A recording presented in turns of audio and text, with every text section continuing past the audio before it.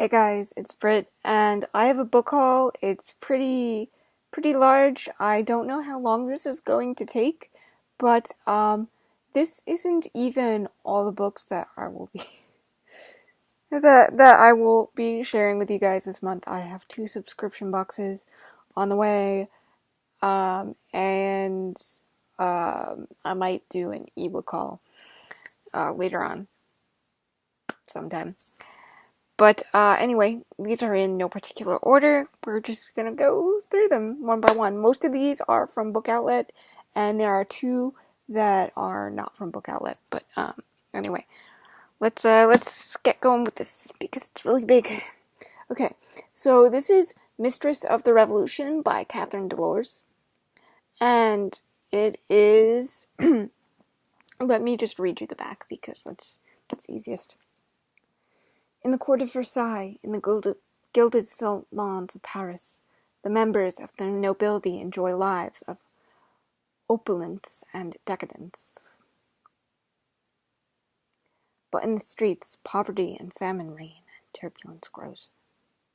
An impoverished noblewoman, Gabrielle de Montserrat, is only 15 when she meets her first love, a commoner named Pierre-André Coffenot. But her brother forbids their union, forcing her instead to marry an aging wealthy cousin. Widowed and a mother before the age of 20, Gabrielle arrives at the court of Louis XVI and Marie Antoinette in time to be swept up in the emerging storm and to encounter the man she never expected to see again. Determined and independent, she strives to find her own freedom as the revolution takes ever more violent turns. So, we can all guess why I got that one, because I freaking love anything Marie Antoinette. The next one I got is A Gathering of Shadows. This is the second book in the Darker Shade of Magic series by V.E. Schwab. I have not read the first book in this series yet, so I will not be reading the description of this one out of fear of spoilers. I don't care, but I know some people might care, so there's that. Anyway, this is about to fall. Let me fix this real quick. Okay, so next up is How to Be a Tutor, A Dawn to Dusk, A Guide to Everyday Life by Ruth Goodman. I have not watched the Tutor series that Ruth was in, but I did watch Victorian Farmer with Ruth Goodman, and I really enjoyed that. And I saw this, and I love tutors, so I couldn't not get this when I saw it. So okay, next to our historical fiction. This is The Fountain of St. James Court, a portrait of the artist as an old woman by Senna Jester Nestlund. And I originally bought this because I thought it was going to be about the woman, like a historical fiction novel about the woman who painted Marie Antoinette. But after reading the description when I got it, I realized that I was a little bit wrong. It's midnight on St. James Court, in which stands a fountain sculpture of Venus rising from the sea. Catherine Callahan has just finished a draft of her novel about the renewed painter Elizabeth Vigée Lebrun, survivor of the French Revolution.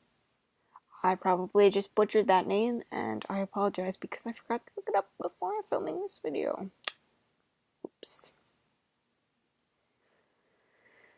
Catherine remains haunted by Elizabeth's experiences, revealed here in a novel within a novel, interleveled with the chronicles of one day in Catherine's life.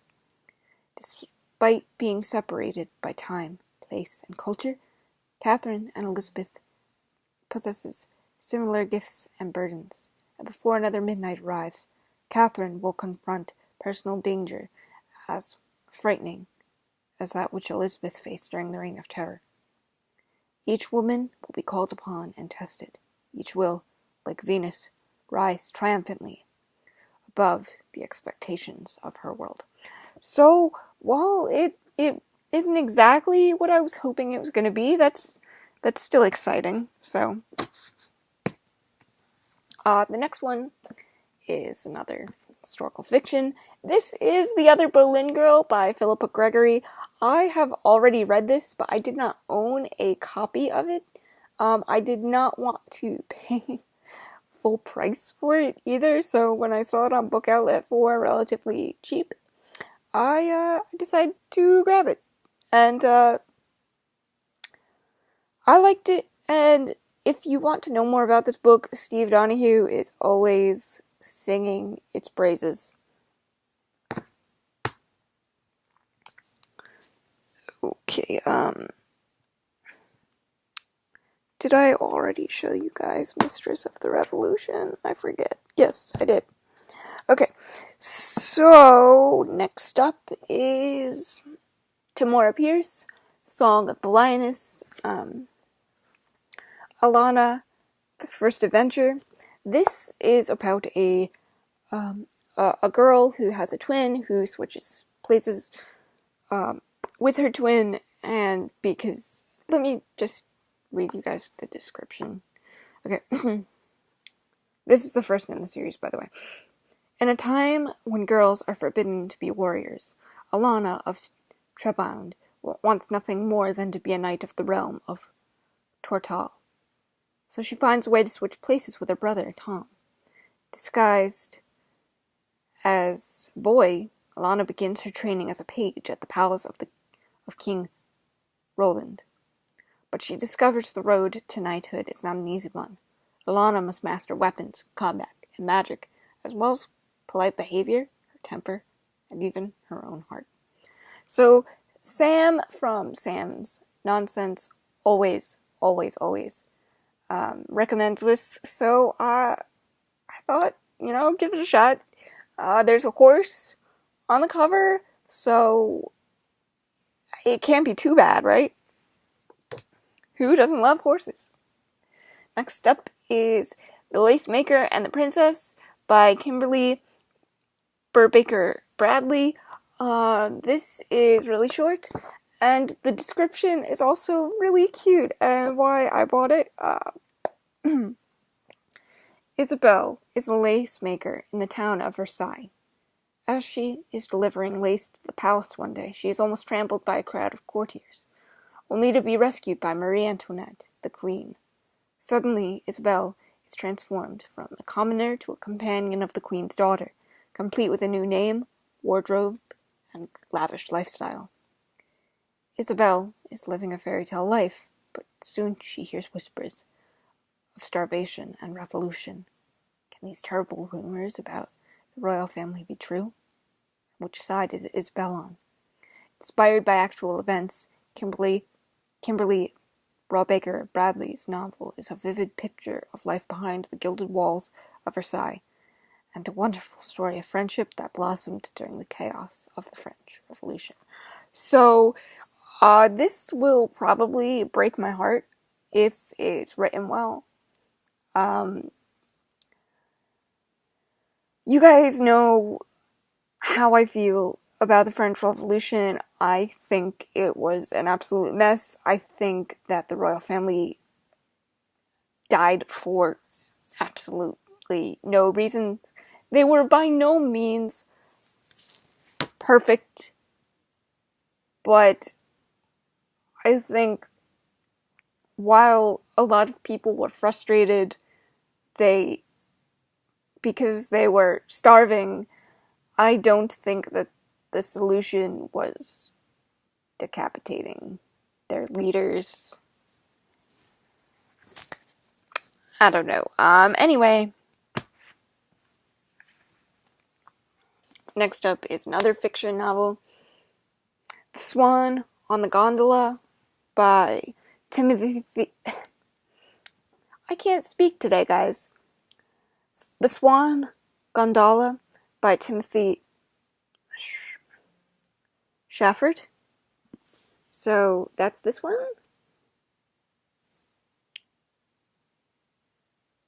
Okay, so this is about a man, the Omaha World's Fair, in 1898, and I picked this up because one of what I would assume the main characters, Cicely, I think her name is Cicely.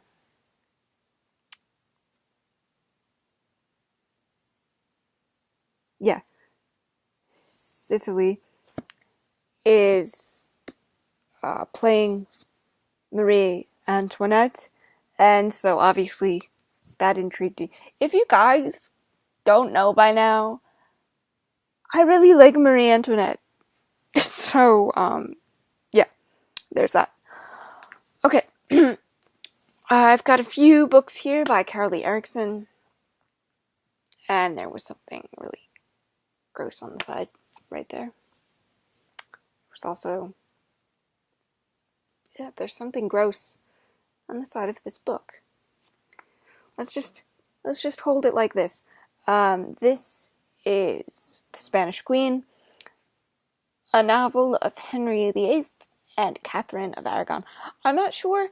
I'm pretty sure that this one is historical fiction, but this is Catherine of Aragon, Henry VIII's first wife, the one he divorced, and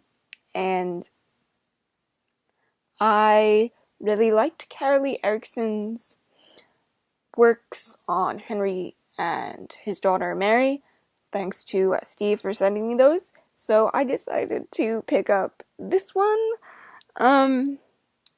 Yeah.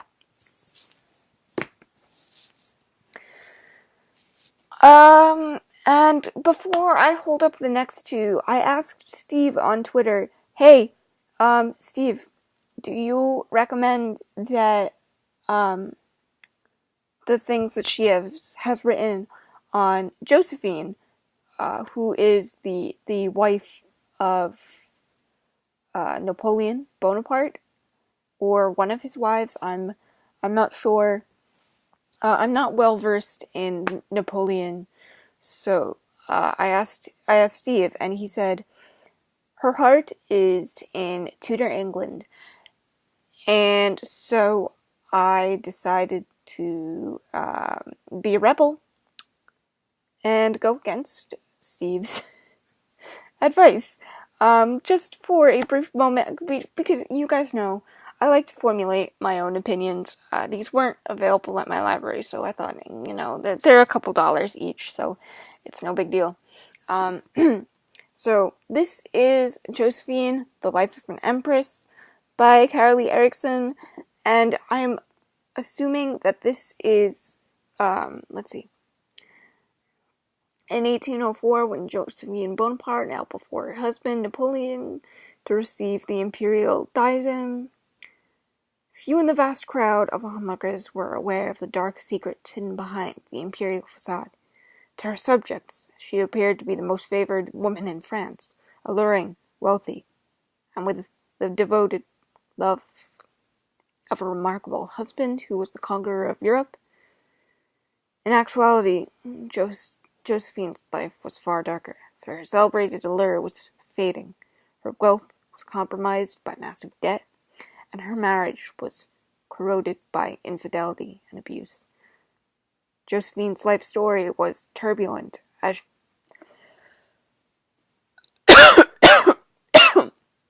excuse me.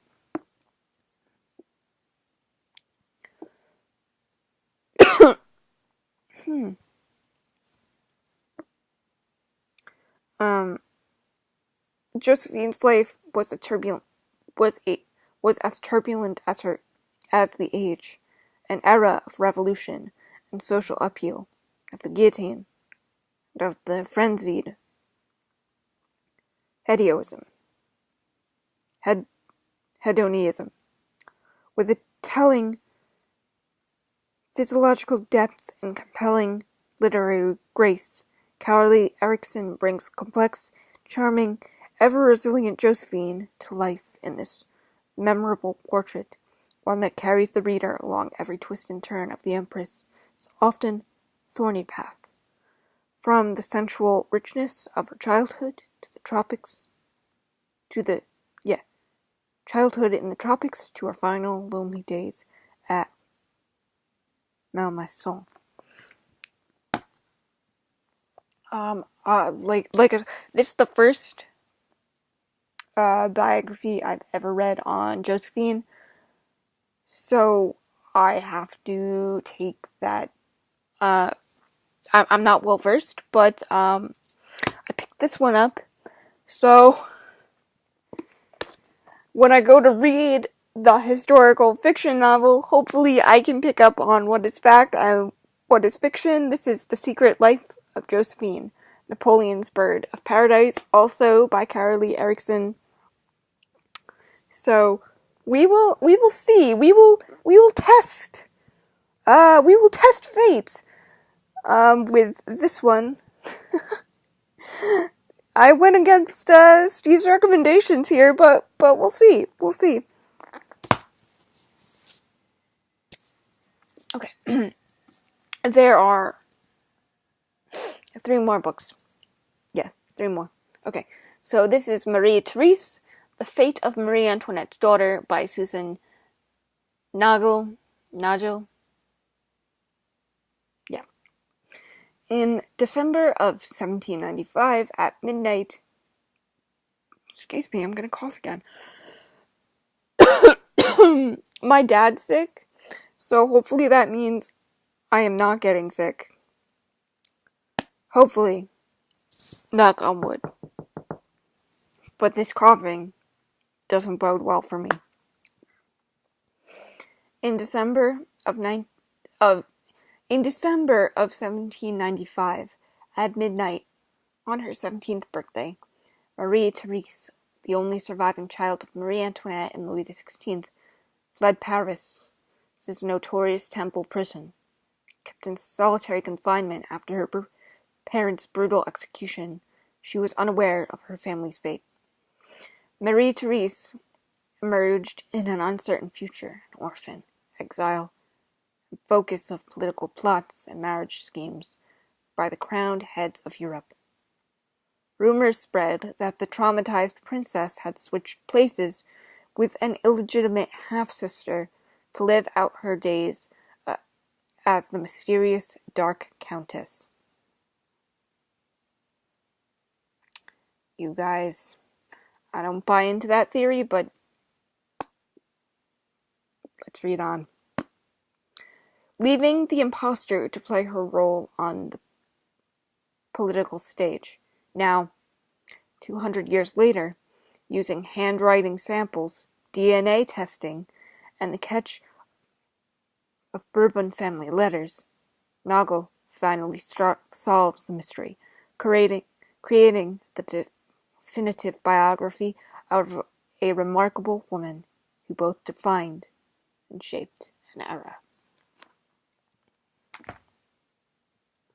You guys, I'm really excited to read that one. Okay, so this one I bought for a couple of reasons, and the second I hold it up, you will know why. This is Game of Thrones, psychology. The mind is dark and full of terrors. Edited by Travis Langley and forwarded by Kyle Maddock, co-host of the podcast of Ice and Fire. I picked this up, 1, because if it has Game of Thrones on it, I want it. And 2, well, let's let the back speak for itself, shall we? This thought-provoking analogy examines the psychology behind Game of Thrones, the hit TV show and best-selling book series. From war to murder, Game of Thrones psychology, the mind is dark and full of terrors, explores significant issues in 19 analytical essays. What can social psychology teach us about sexism in the realm? What characters learn to overcome bullying and abuse, and experience post-traumatic growth. The young Greyjoy and Sansa Stark.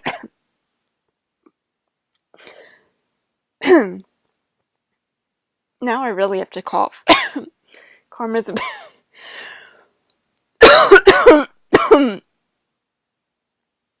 Karma. How do characters cope with death and dying? Do fantasy archetypes reveal anything about real life? Is the complexity of this epic story good for our brain? So, yeah. That is all I have for Bookoutlet. The next two, one I got off Amazon, and the second I got in Book of the Month. I decided to renew my subscription, and so, yes. Okay, so Amazon's up first because that's the one I put on top. This is The Wicked Queen, The Origins. I'm sorry, guys. I really hope I'm not getting sick. I'm gonna be mad if I get sick because of my dad. The Wicked Queen, The Origins of the Myth of Marie Antoinette. This is not only out of print, but it's also a translated work. The original author is Chantel Thomas, and it is translated by Julie Rose. My friend Casey found this book and was like, Brit, you need this, and then you need to read it, and then you need to give it to me, so I can also read it. And so that's exactly what I did. I was like, okay, Casey, I will do that. And it's relatively short, so won't take up too much time. Next book is the book I got from Book of the Month, and I got Little and Lion by Brandy Colbert. I tried to look up how Brandy pronounces Colbert, but my results I had difficulties. It could either be pronounced Colbert, which is the French pronunciation, or Colbert. Either way, I'm really excited to read this. This is about a young African-American Jewish girl who comes home to take care of her newly diagnosed bipolar brother, and the brother has a crush on this girl who our main character. You know what? Let me just read the description because I'm terrible at this. When Suzette comes home from Los Angeles from her boarding school in New England, she doesn't want to go back. LA is where her friends and family are, along with her crush, Emil, and her stepbrother, Lionel, who has been diagnosed with bipolar disorder, needs her around for emotional support. But as she settles into her old life, Suzette finds herself falling for someone new.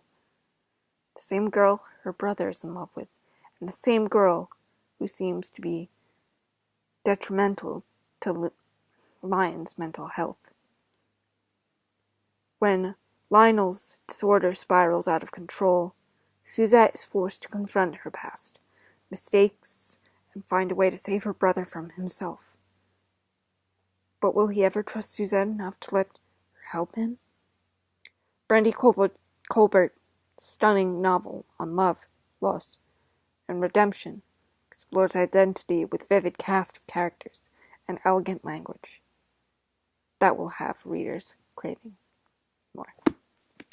So yeah, guys, that was a very large book haul, but I hope you guys enjoyed, and until next time, guys, I love you, and I will see you in the next video. Bye for now.